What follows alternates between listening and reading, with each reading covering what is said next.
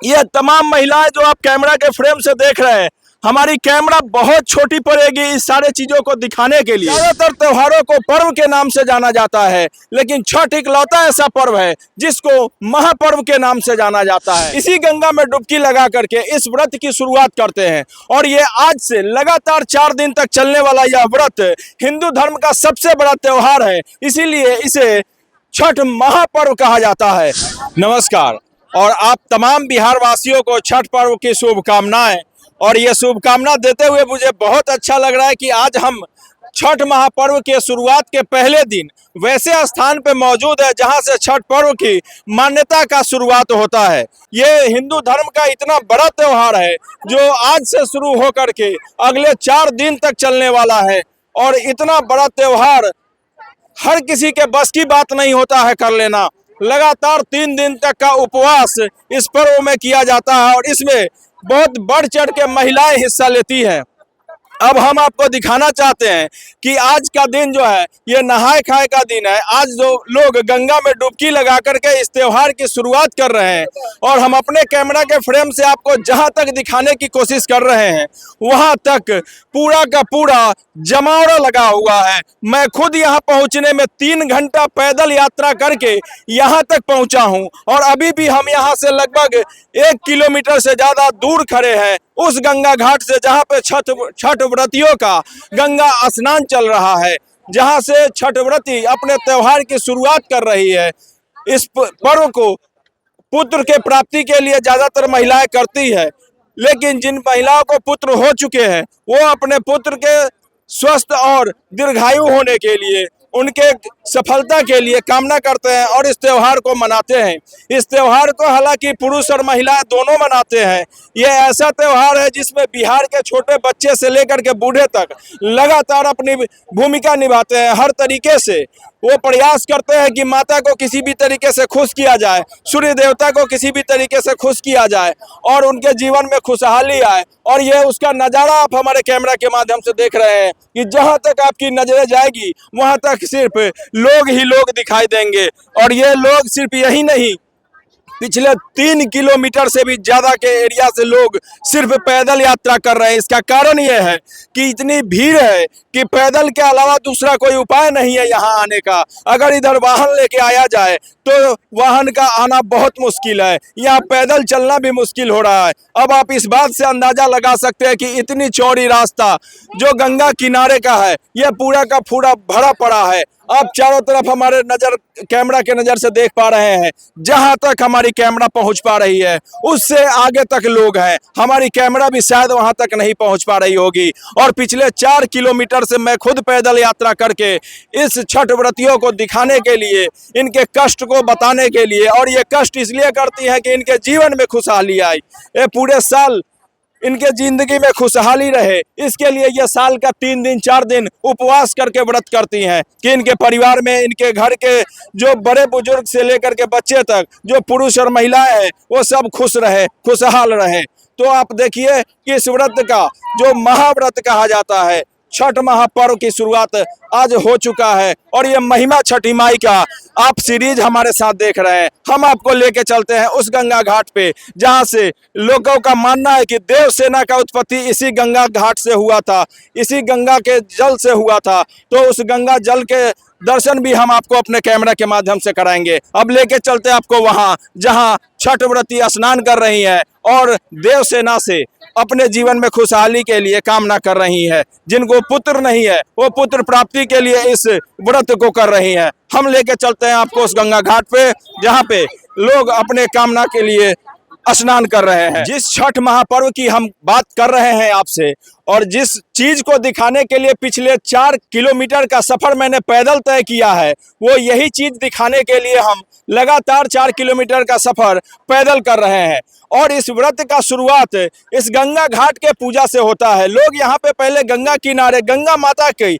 आवाहन करते हैं, पूजा करते हैं। आवाहन करने के बाद इसी गंगा में डुबकी लगा करके इस व्रत की शुरुआत करते हैं। और ये आज से लगातार 4 दिन तक चलने वाला यह व्रत हिंदू धर्म का सबसे बड़ा त्योहार है, इसीलिए इसे छठ महापर्व कहा जाता है। ज्यादातर त्योहारों को पर्व के नाम से जाना जाता है, लेकिन छठ इकलौता ऐसा पर्व है जिसको महापर्व के नाम से जाना जाता है। और ये साहस और ये हिम्मत इन महिलाओं के अंदर आप देख सकते हैं। ये महिलाएं लगातार आज के बाद से, सिर्फ आज नहाए खाए के बाद से लगातार ये 3 दिन तक उपवास रहेंगी और इस 4 दिन के व्रत की शुरुआत ऐसे गंगा पूजन और गंगा स्नान से की जाती है। हम इस चीज को आपको इसलिए दिखाना चाहते हैं कि इसके महिमा को आप समझें और जानें। बिहार के लोग इस चीज को भली भांति जानते हैं। बिहार के लोग इस चीज को चाहे दुनिया के किसी भी कोने में हो, मनाते जरूर हैं। अगर वो गंगा से दूर है, उनके पहुंच से गंगा दूर है, तो कहीं ना कहीं वो वैसे जलाशय में स्नान करते हैं जो प्रकृति का दिया हुआ हो।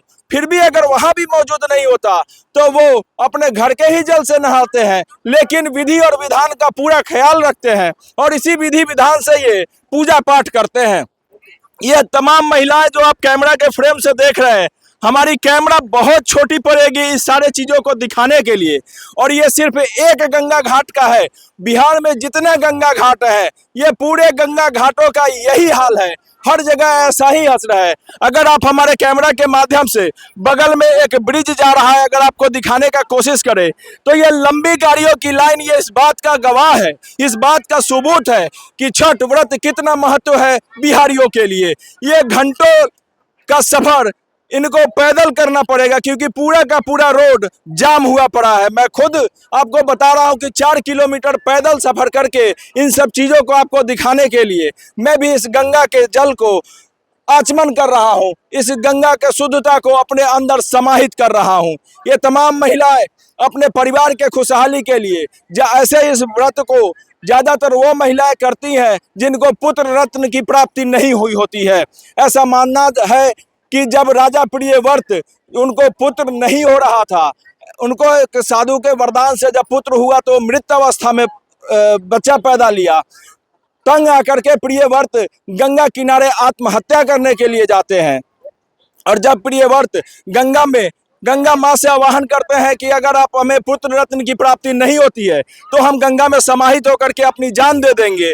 और उसी वक्त इसी गंगा से, यानी कि इस गंगा से देव सेना प्रकट होती है और देव सेना प्रकट होकर के प्रियव्रत को यह आशीर्वाद देती है कि आप मेरा व्रत करें और इस व्रत के बारे में लोगों को बताएं, तो निश्चित तौर पे आपको पुत्र रत्न की प्राप्ति होगी। और जो भी इस व्रत को करेगा उस सबको पुत्र रत्न की प्राप्ति होगी।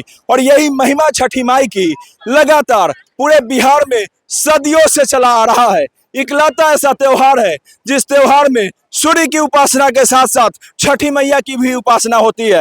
एक ऐसा त्योहार जिसमें गंगा की पूजा होती है, एक ऐसा त्योहार जिसमें सूर्य की पूजा होती है, एक ऐसा त्योहार जिसमें छठी माई की पूजा होती है, एक ऐसा त्योहार जिसमें धरती माता का पूजा होता है, एक ऐसा त्योहार जो इस जमीन पे रहने वाले हर जीव जंतु से लेकर के हर प्राणी का भरपूर सहयोग, सबकी सहभागिता से मनाया जाने वाला यह महापर्व बिहार में इसकी शुरुआत अभी हो चुकी है। आप देख रहे हैं ये तमाम भीड़ इस व्रत को मनाने के लिए, इस त्योहार को मनाने के लिए, अपने उपासना को दिखाने के लिए, माँ के भक्ति में, सूर्य उपासना में, दीनानाथ के कृपा को प्रदान करने के लिए ये लगातार कष्ट कर रही हैं। और ये आज से, ये पूरे साल इनके जीवन में कोई कष्ट नहीं आए, इसके लिए ये महिलाएं 4 दिन का कष्ट करती है कि इनका पूरा परिवार खुशहाल रहे, इनका पूरा परिवार सही सलामत रहे। इसके लिए ये 4 दिन का कष्ट करती हैं ताकि पूरे साल इनके जीवन में खुशहाली बना रहे। हम लगातार अपने वीडियो के माध्यम से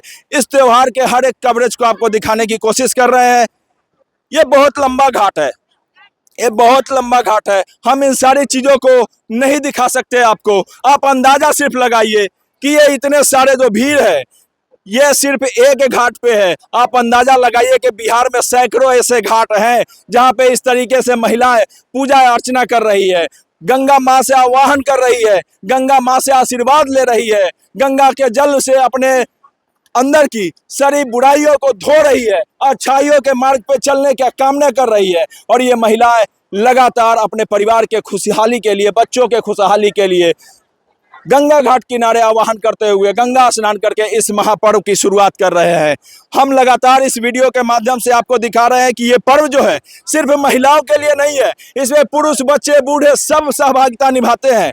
लेकिन सहन शक्ति की अगर बात की जाए, सहन शक्ति की बात की जाए तो वो महिलाओं में ही ज़्यादातर देखने को मिलता है। महिलाओं के अंदर जो ताकत, साहस और बलिदान करने का हौसला है वो पुरुषों में कम होता है, इसीलिए इस पर्व को ज़्यादातर महिलाएं मनाती हैं।